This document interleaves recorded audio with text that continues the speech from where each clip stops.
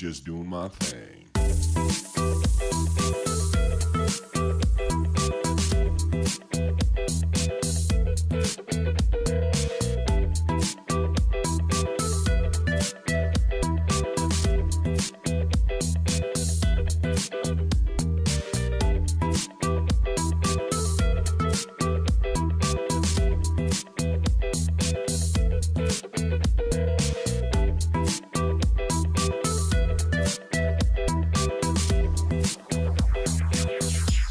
Just doing my thing. Yes, the Harness Jewels, the 10th running is very close, and as you know, the last couple of weeks we've reviewed the 3, then 4-year-olds. Let's go back to the babies now. The 2-year-olds, and we've got an Emerald, Ruby and Diamond to have a look through. Let's start with the Diamond, and just before we get to that, next week on the show we're going to update where David and Catherine Butter are at, because they've won 3-time premiership, three premierships they've won as trainers, so it'll be interesting to see what they're up to. And we can have a really good discussion about the Jewels, what's happening with it, what it all means, what does some of this Australian stuff mean. Here's the 2-year-olds, Grego, and gee, when you look at the top 3, there's a pretty big gap to the rest of them. Yeah, there is, and that is clearly evident the way they've been racing. Ready to Fire, by the way, is gone. It won't be in this, it's heading to Australia, so as I there'll be understand 4 out of the 12 on that list are Mark Purdon and Lily Rasmussen, and 6 of the 12 are Bettor's Delight. So Then Ready to Fire, they come for home in the Young Guns. Yeah, of course, this is her winning. Was it her debut run? No, this is the Young Guns final. The Young Guns final. Yep. I thought we'd show the Young Guns final because although it's not Group 1, it's very close, and the last 2 weeks we reviewed her other 2 Group 1s, so yeah, she was very good. Oh, she was, and she's obviously gone on with it since then. So, hey, it's another month away, and a few of these 2-year-olds will have to improve. 3,500, the cut-off point here, Michael. So basically a maiden win gets you in. A maiden win will just about get you through. But it's hard to imagine a maiden's going to turn up now and win its way in and win the thing. Jewel on the Beach, I think, is the one who's probably the sneaky, might be the sneaky in the markets. I think it's probably as good as the rest of them. Stride would my best. Yeah, I agree. They're both in the sort of very different looking horses, but they're both probably and in the same. And no luck barrier draw wise thus far. Yeah, that's exactly right. Overdue. Yep. Okay. So that's a look at the girls there. Let's have a look at the Emerald. Pacing Major leads that, but only narrowly, Michael. I think it's pretty obvious. More the better is the better at this stage, but 2-year-olds bounce around so much. I mean, they change so quickly because they're maturing, they get sore. A lot of early season horses here go north, race into Young Guns, get big money, and they're basically qualified from there. Look, I think this is one that's open to an upset. Vasari's in play, Ultra Intrigue's in play, but I think definitively he's been the best 2-year-old so far this season. Craig, he is the performance which probably sealed it for lots of people. More the better in front. Pacey Major had his chance, wasn't good enough. No, in a sprint up the lane, he was good. He was good last week in defeat. More the better behind Vasari. As I said, just the gap between races, and got to give him a bit of time off. 8 of the 12 on the leaderboard at the moment, Greg, Southerners, so they're dominating the leaderboard at the moment. Northern's best chance, definitely Vasari, and probably the Lone Ranger, but yeah, Vasari definitely the best of the Northerners. You know, you talked about the Sile Stakes earlier for Vasari. If he led and went that time around Cambridge, those other ones have been awfully absolutely critical. Good to beat him. Yep. Let's have a look at the Ruby, and of course the leader in this section has been going around and went very good the other night. I'm talking about Habibi Inter against the older. Absolutely super. This is a real worry with the group of 2-year-olds we've got at the moment. There's actually only 13 going around at the moment. So you only have to go one more down, and that's on $85 at the moment. So there is a real possibility we might not get a full field in this, Michael, with only 12 here at the moment. Also 4 in the non-tote at Cambridge on Thursday evening.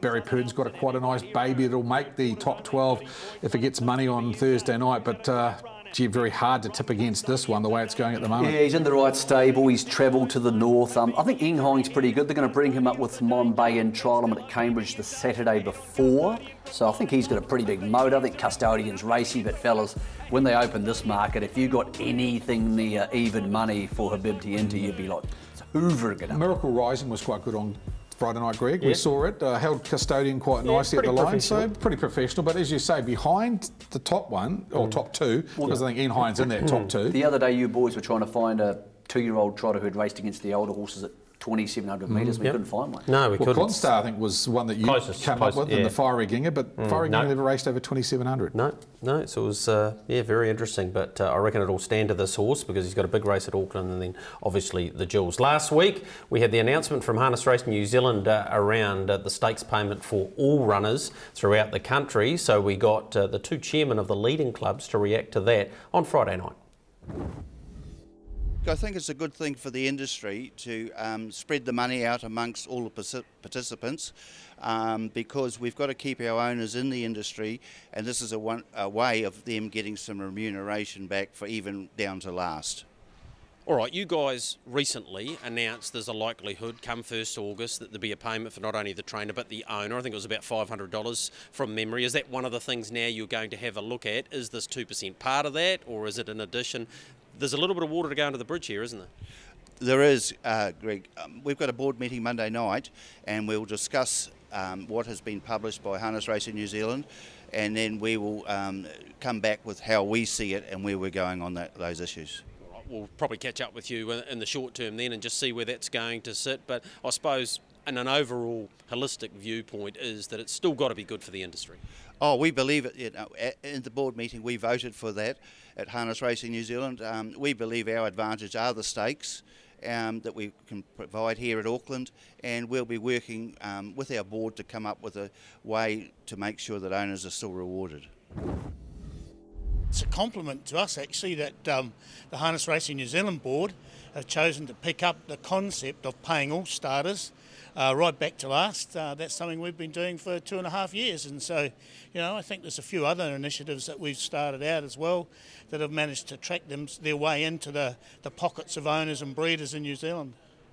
What does this mean for the club though? Does this in some way stop their competitive advantage? Because it was part of the reason why you introduced it originally. Yes, it was, and it managed to grow our field sizes at Addington as well, so that we're now significantly above the average field starter numbers across New Zealand. But that we won't stop there. We want to be innovative. We want to make sure that owners and breeders still come to Addington, and so we'll be looking at a few more initiatives as we go along. Look, you spent a whole day on this, I know, through Edward's interview, so therefore this would have been thrashed out, and your counterparts at Auckland, like I said before, it's again you guys in some ways, but I suppose the overall picture for the industry has to be paramount.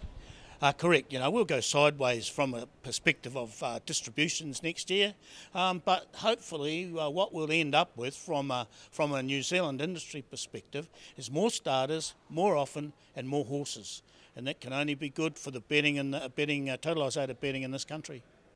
And a big thank you to both chairmen for giving us the time there last Friday night, and subsequent to that Tuesday night's meeting, Michael, you've got an announcement from the ATC. The ATC have decided they're going to push the button August 1st. From August the 1st, there's going to be $400 per starter.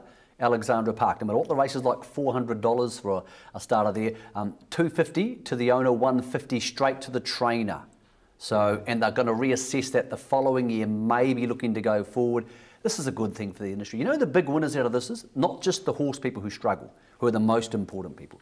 The big winners are the smaller clubs.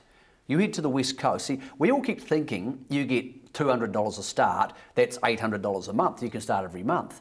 What about Manawatu? You get a Manawatu Thursday, race Thursday, Sunday, you're getting $400 per horse. You take 4 horses to Manawatu, $1,600. You go to the West Coast, you can race Westport, Reefton, you can get $600 per horse in 3 days. Yeah. The big winners out of this are the small clubs. I applaud Harness Racing New Zealand. Auckland and Addington have the money to do it, so well done to them. But Harness Racing New Zealand spread the money in the pie here. The winners will take care of themselves. Everybody gets a piece of this. I think it's really important. Anyway, moving on to what's ahead this week, Harness Racing wise around the nation, before we get any deeper into that conversation. Talking to fish. Cambridge, 8 races on Thursday night. 40k pick 6 there, they're underway 5:37. Arriba, yeah, it's the Mexicans will be out and about at Alexandra Park, 6:38. Late start there for you. The big fish, Oamaru on Saturday, or Oamaru as it's probably better pronounced. 10 races there, Invercargill and Addington have a late start on Mother's Day. So I'm sure there's plenty of mothers out there looking forward to rocking out to the trots in the afternoon. Absolutely. Good luck with getting that one through. Very happy about that. Thanks, boys. It's been a great show tonight, and best bets got to do Let's them get as well. into them. Yeah, absolutely. Mine this week, Kamani Thursday night. Michael, you're at Cambridge. We should as well. go all up, our two. I looked at these fields last night. I thought Kamani, your one, and my one, Miss Daisy, might be the way to go. The TRB's pretty keen on multi-bets at the moment, and gee, we've had some big ones recently. Last week we had some guy go through soccer, rugby, and the trots and land like 11k. Let's have a look at some of these. She's a GNP's my one, Tragedy Beaten, or wasn't a Tragedy Beaten? It looked all over. It was because you backed it. Yeah, it was. Yeah, I was on. Anyway, here's some multis that were landed. Good playing, $2,400 into 13. Nice effort there. Innocent Artist through Extravagant and Southern Icon, so nice to see a bit of cross-coding there. People love those shorties, Greg, and then to a short galloper because they know the horse Here's is a good involved. play. This is good. Yeah, you got to love that, don't you? Mark Cooler into Mombay here, no problem there. See, we shouldn't They pay lost that their out because points. Parramatta lose the points, so we should really get that money back. Yeah, they're back to zero, aren't they? 11,000. Good luck getting that back, but 11,800, that's a wonderful effort there. And then here's a decent play across many different sports and across Australia, although they've left Queensland out. I don't know how they missed Mr. Guernsey How there. did this person find our buddy boy at Bunbury? I mean, seriously. 150 into This nearly person's the 6k. Warren Buffett of multi-betting. Tell you Well what, done, he- outstanding he gig. must have been in front of the television the entire day. This one hurt, Concord. Yeah, run down late after looking at the winners, so disappointing. And yeah, right, look at the ones running through the obvious though. More the better. Mark Cooler, Spanish Armada, Field Marshal. Yep. Amazing. Yep, it's good good to get that information through from Richard Wilson and the bookmaking team there. And there's some other large final field bets placed that both won. Motown, a very good play, and then of course Concord and King Solomon hurt a few. All right, that completes another show. I think we've got 5 left, Craig, but we've still got a heck of a lot to talk about in that period. Yeah, absolutely. Do it all again next Wednesday night, boys. Enjoy your weekend. I'll be looking at Cambridge under the lights tomorrow night, and then Auckland on an 8-race program on Friday. Yep, thank you, mate. Thank you to you as well, Michael. Also, don't forget, Saturday night at Newcastle, Waikiki Beach starts that push towards Karijana Files record. I'll leave you with a little teaser. 4 drivers have driven Waikiki Beach to win in a race. Mark Purdon, Natalie Rasmussen, Luke McCarthy, and Next week, we'll tell you who the other was. That's been your box seat. Enjoy your harness racing week ahead.